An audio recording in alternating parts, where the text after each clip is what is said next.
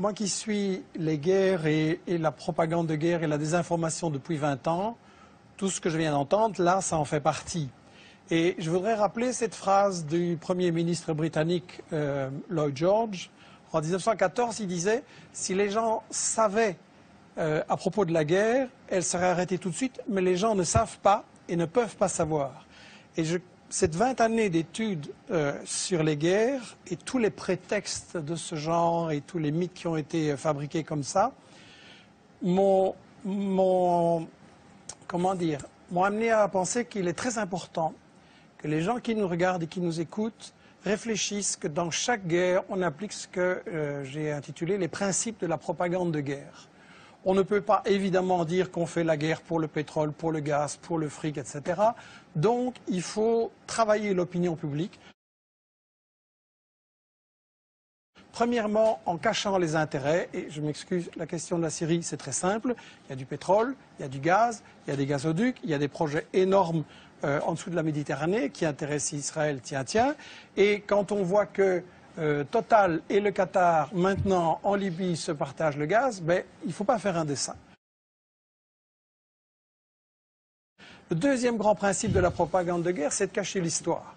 Et la France se pose en donneuse de... Enfin, la France d'en haut se pose en donneuse de leçons. Il ne faudrait quand même pas oublier que le colonialisme français a bombardé les Syriens en 1945 pour les empêcher d'acquérir leur indépendance, a pratiqué et organisé la division de la Syrie, notamment sur des bases religieuses, et puis que toute l'histoire de la Syrie, depuis qu'elle a résisté à Israël, ça a été le travail des États-Unis et d'Israël pour affaiblir et briser la Syrie.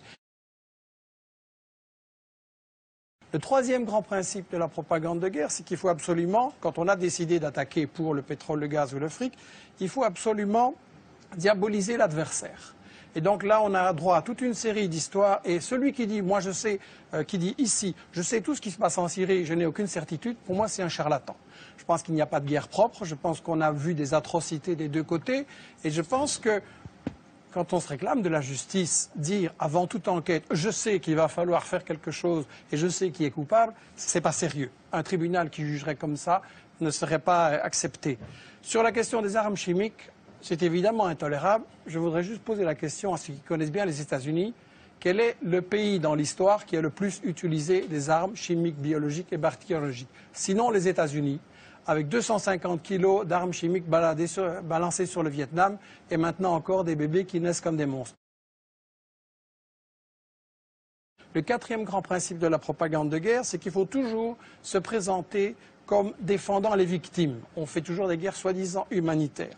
Mais là, la mèche a été vendue hier ou avant-hier, je ne sais plus, par Bernard Kouchner, qui est un pro-interventionniste, et qui a dit devant une télé française, bien sûr que le but c'est de renverser Bachar el-Assad, mais il faut un habillage diplomatique. Ça veut dire qu'on n'est pas là pour défendre les Syriens, parce qu'en réalité c'est une guerre qui a été provoquée par les États-Unis et leurs alliés dès le départ, comme Roland Dumas l'a dit.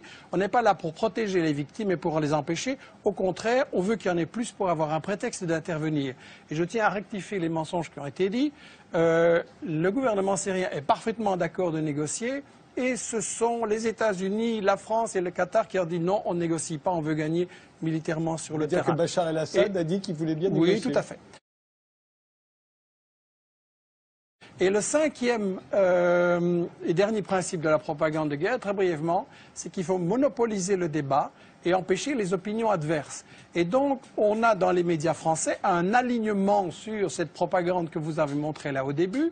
Et quand M. Hérault s'amène en disant j'ai la preuve sur les armes chimiques et qui commence par répéter dans son discours pendant des minutes et des minutes tout ce que tout le monde sait et que personne ne nie, et puis qu'à la fin il dit les services secrets m'ont dit que c'est Bachar, il n'y a aucun journaliste pour dire oui mais les preuves un peu sérieuses s'il vous plaît.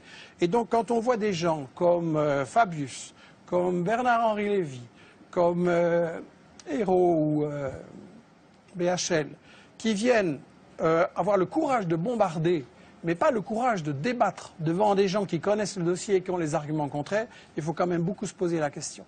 Et j'insiste sur cette question des 5 principes de la propagande de guerre, parce que, et ce sera ma conclusion, l'année prochaine, vous risquez peut-être de m'inviter sur l'Iran, ou sur l'Algérie, ou sur le Venezuela, ou le Congo, ou l'Érythrée, ou le Zimbabwe. Et ça va être chaque fois la même comédie, chaque fois avec les mêmes arguments.